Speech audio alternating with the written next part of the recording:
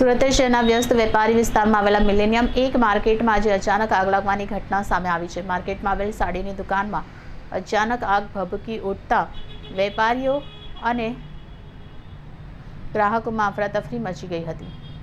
Millennium એક માર્કેટની દુકાનમાંથી ભારે ધુમાડો નીકળતા આસપાસના વેપારીએ તાત્કાલિક પોતાની દુકાન બંધ કરી સુરક્ષિત સ્થળે ખસી જવાની તકેદારી દાખવી હતી। ઘટનાની જાણ થતાં જ ફાયર બ્રિગેડની ટીમો તુરંત સ્થળ પર પહોંચી આગ પર કાબુ મેળવવાની કામગીરી શરૂ કરી હતી। આગને વધુ ફેલાતી અટકાવવા માટે માર્કેટ વિસ્તારમાં વીજ પુરવઠો પણ બંધ કરવામાં આવ્યો હોવાનું જાણવા મળે છે।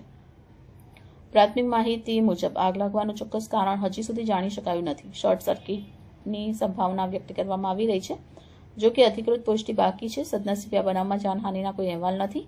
આગની ઘટનાને કારણે દુકાનમાં રહેલ માલસામાનને ભારે નુકસાન થવાની શક્યતા વ્યક્ત કરવામાં આવી રહી છે। ફાયર વિભાગ દ્વારા સંપૂર્ણ તપાસ હાથ ધરવામાં આવી છે અને આગ સંપૂર્ણપણે બુઝાઈ જાય પછી જ નુકસાનનું વાસ્તવિક મૂલ્યાંકન થઈ શકશે। ઘટનાને પગલે માર્કેટ વિસ્તારમાં થોડા સમય માટે ગભરાટનો માહોલ સર્જાયો હતો, પરંતુ પરિસ્થિતિ હાલ કાબૂમાં હોવાનું અધિકારીઓએ જણાવ્યું છે। मेरा नाम जॉनी भोगर है। ये विमर्शन LLP जो पीछे दुकान है इसका मैं ऑनर हूँ। सुबह 10:30 बजे मुझे फोन आया घर पे कि भाई ऐसा ऊपर कुछ आग लगा है। तो जैसे ही आया और जो स्टाफ ने कंप्लीट माल वाल तो एक बार खाली कर दिया है, पर ऊपर मेरे दोस्त की दुकान है, वहाँ पे मुझे सुनने में आ रहा है कि ये आग लगी है सेकंड फ्लोर पे। तो फायर की तो देखिए पूरी गली भरी हुई है, समझ लो 7-8 है। उनका काम वो कर रहे हैं।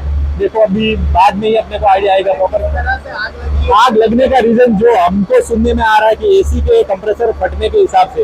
अभी प्रॉपर तो बाद में आइडिया आएगा, पर अभी यही सुनने में आया कि एसी के कंप्रेसर फटने के कारण ये लोचा हुआ है। और ये कितने घंटे से भी आग लगी?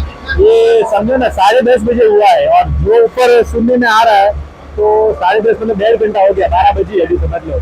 ऊपर जो दुकान है समझो ना, जो गली है वो गली में लग गई है। ऐसा 6-8-10 दुकान अब उनका तो कहता है स्टॉक भी अंदर है, सेल ऑफिस भी अंदर है, तो नुकसान प्रॉपर तो बाद में, पर तकलीफ वाला काम है चीज मतलब पूरा સાહેબ ટોપ ફ્લોર ઉપર છે એની ઉપર આગની ઘટના હતી। લગભગ 5 થી 6 દુકાન પકડી લીધી હતી। 16 થી 17 ફાયરની ગાડીઓ ઘટના સ્થળે છે।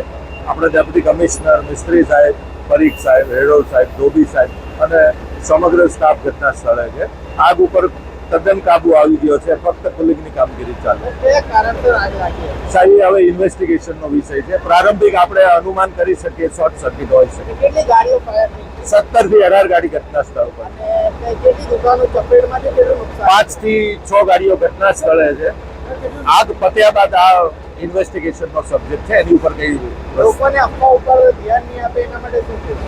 સાહેબ આ એક આગની ઘટના છે, આ તો બનતી જ રહેવાની। તો એના કારણે આજે આ પેનિક ન્યૂઝ જાય છે।